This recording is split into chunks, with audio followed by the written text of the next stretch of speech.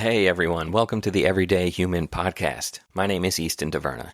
Each day I'll share a reflection written by me and inspired by literature, poetry, music, movies, video games, and more. And after that, I'll share a prompt for you to write your own reflection. Together, we'll explore what it means to be human. Every month, we'll walk a new path, taking a look at life, death, the universe, and everything in between. Thanks for coming along. I'm glad you're here. For more, visit eastontaverna.com or join me on Instagram at _everydayhuman. Hello, everyone. How's it going? Today is January 3rd.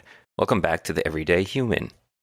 Today's reflection is called, To Fulfill or Not Fulfill?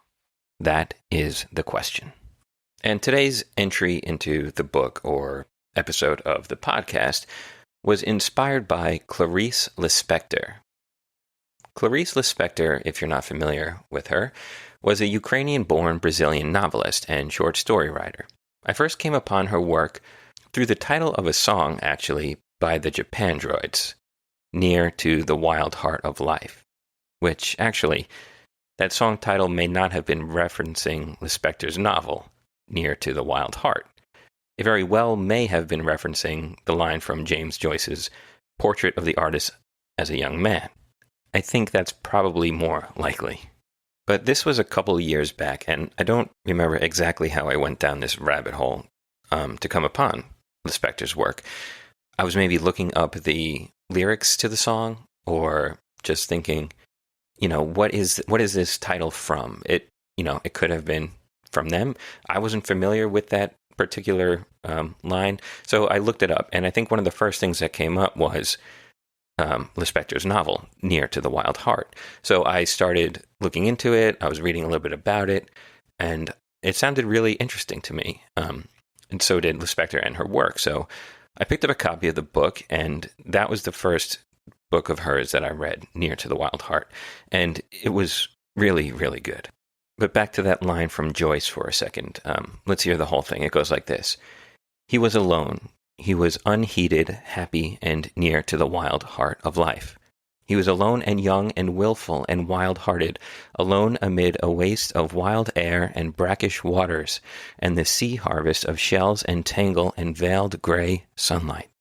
That quote alone is fantastic, and maybe I'll use it in a future volume of The Everyday Human. But that's not what inspired today's, or maybe it is indirectly, very indirectly. But anyway, Lispector's friend suggested she title that novel, the one that I read, Near to the Wild Heart, after the line by Joyce. I think it was because as her style was similar, I believe. Or at least that's what they were saying. If I recall, I don't think Lispector had read Joyce or didn't agree with that, but somehow that became the title of her novel. Now, anyway, her writing is unconventional, and her prose is just stunningly beautiful, introspective, and flowing like a dream almost would, is how I would describe it. And today's quote that inspired January 3rd's reflection is actually not from Near to the Wild Heart. It's from her novel called The Passion According to G.H., and it goes like this. The mystery of human destiny is that we are fated, but that we have the freedom to fulfill or not fulfill our fate. Realization of our fated destiny depends on us, while inhuman beings like the cockroach realize the entire cycle without going astray because they make no choices. But my freely becoming what I fatefully am depends on me. And now onto my reflection inspired by that quote. The essence of the human condition, one could argue, is that to exist is both a blessing and a curse.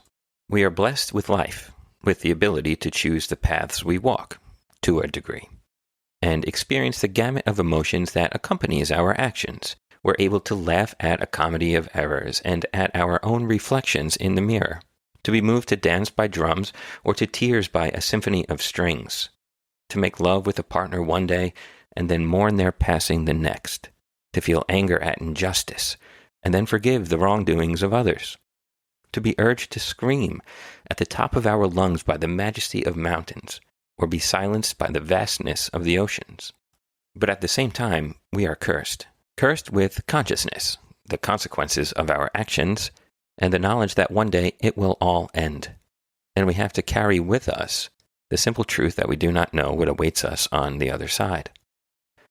But it is this conflicting nature that allows us to recognize our fate and then choose to fulfill or not fulfill it by showing us what we want and what we don't want, by giving us the choice to reach out and grab it or sit still and watch it pass by.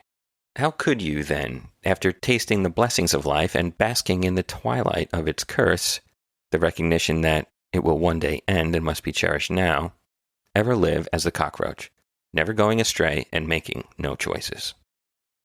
And now it is time for your reflection question. This can be entered into your journal or scribbled on a piece of paper or just pondered over. So ask yourself this. What is it I want and don't want? What choices will I make today toward fulfilling my fate? All right. That's it for January 3rd. Thank you so much once again for joining me. I'll be back tomorrow, January 4th, with another reflection. Have a good one and take care.